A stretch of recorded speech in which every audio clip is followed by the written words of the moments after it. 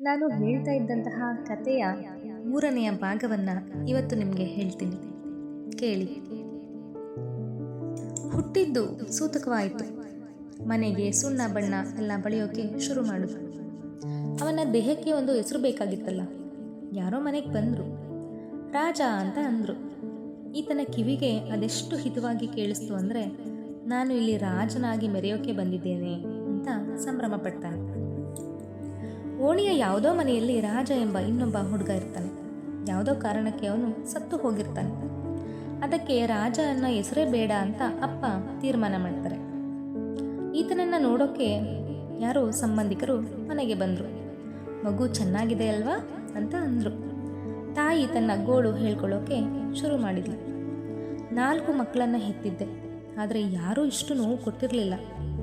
ಇದು ಹೊಟ್ಟೆ ಕೊಯ್ಸ್ಕೊಂಡೇ ಅವರು ಬಂತು ಎಂಬ ಮಾತುಗಳನ್ನು ಕೇಳ್ತಾ ಇದ್ದಾಗೆ ಈತನಿಗೆ ನಾನು ಹೇಗೆ ಹುಟ್ಟಿದೆ ಅನ್ನೋ ನೋವು ಶುರುವಾಗುತ್ತೆ. ಜೋರಾಗಿ ಅಳೋಕೆ ಶುರು ಮಾಡ್ತಾನೆ. ಮಗುವಿಗೆ ಹೊಟ್ಟೆ ಹಸ್ತಿರಬೇಕು, ಸ್ವಲ್ಪ ಹಾಲು ಕೊಡು ಅಂತ ಯಾರೋ ತಾಯಿಗೆ ಹೇಳಿದರು. ಅಂದು ಮನೆಯ ತುಂಬ ಸಂಭ್ರಮ. ಈತನಿಗೆ ಹೆಸರಿಡಲು ಯಾರ್ಯಾರೋ ಬಂದಿದ್ರು. ಅವರೆಲ್ಲ ಇವನನ್ನು ಎತ್ತುಕೊಂಡು ತಮ್ಮ ತಮ್ಮ ಪರಿಚಯವನ್ನು ತಾವೇ ಹೇಳ್ಕೊಳ್ತಾ ಇದ್ರು. ಈತ ಎಲ್ಲರನ್ನ ನೋಡಿ ಖುಷಿ ಪಡ್ತಾ ಇದ್ದ. ತನಗಾಗಿ ಈ ಸಂಭ್ರಮ ಅನ್ನೋದು ಮತ್ತಷ್ಟು ಖುಷಿಯಾಗಿತ್ತು.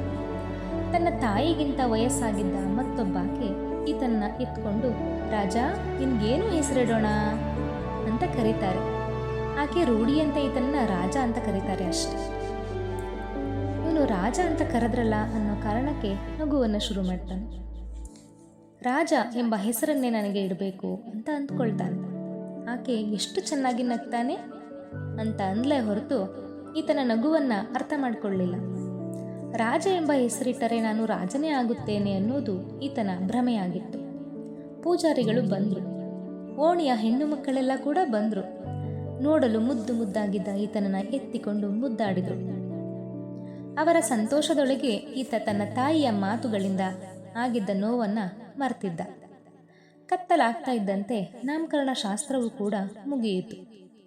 ಅಪ್ಪನ ತಂಗಿಯಾದವಳು ಬಂದು ಈತನ ಕಿವಿಯಲ್ಲಿ ಪುಣ್ಯವಂತ ಪುಣ್ಯವಂತ ಪುಣ್ಯವಂತ ಎಂದು ಜೋರಾಗಿ ಕೂಗಿದಳು. ಅದೇನೆಂದು ಈತನಿಗೆ ಅರ್ಥ ಆಗಲಿಲ್ಲ. ಸ್ವಲ್ಪ ಹೊತ್ತಿನ ನಂತರ ಅಪ್ಪ ಯಾರದೋ ಬಳಿ ರಾಜ ಎಂಬ ಹೆಸರು ಅವನಿಗೆ ಕೂಡಿ ಬಂದಿತ್ತು. ಆದರೆ ಆ ಮನೆಯಲ್ಲಿದ್ದ ರಾಜ ಎಂಬ ಹುಡುಗ ಮೊನ್ನೆ ತೀರ್ಕೊಂಡಲ್ಲ, ಅದಕ್ಕೆ ಆ ಹೆಸರೇ ಬೇಡ ಅಂತ ಪುಣ್ಯವಂತ ಅಂತ ಹೆಸರಿಟ್ಟಿದ್ದೀವಿ ಅಂತ ಹೇಳಿದ್ರು. ಈತನ ಕಿವಿಗೆ ಬಿತ್ತು. ನನಗೆ ರಾಜ ಎಂಬ ಹೆಸರು ಇಡಬೇಕಾಗಿತ್ತು, ಅದೇ ಹೆಸರು ನನಗೆ ಇಷ್ಟ ಎಂದು ಜೋರಾಗಿ ಅಳೋಕೆ ಶುರು ಮಾಡ್ತಾನೆ. ಆತನ ಕೂಗು ಎಲ್ಲರಿಗೂ ಕೇಳಿಸಿದರೂ ಯಾರಿಗೂ ಅರ್ಥ ಆಗಲಿಲ್ಲ. ನಮ್ಮ ಲೇಖಕರು ಎಷ್ಟು ಅದ್ಭುತವಾಗಿ ಹೇಳಿದ್ದಾರೆ ಅಂದರೆ, ಬಯಸಿದ್ದೆಲ್ಲ ದೊರೆಯಲು ನೀನು ದೇವರಲ್ಲ, ನಿನ್ನ ಇಚ್ಛೆಯಂತೆ ಬೇರೆಯವರು ನಡ್ಕೊಳ್ಬೇಕು ಅನ್ನೋ ಕಲ್ಪನೆಯೂ ಕೂಡ ತಪ್ಪು. ಇದು ಈ ಕಥೆಯ ಭಾಗದ ಸಾರಾಂಶ.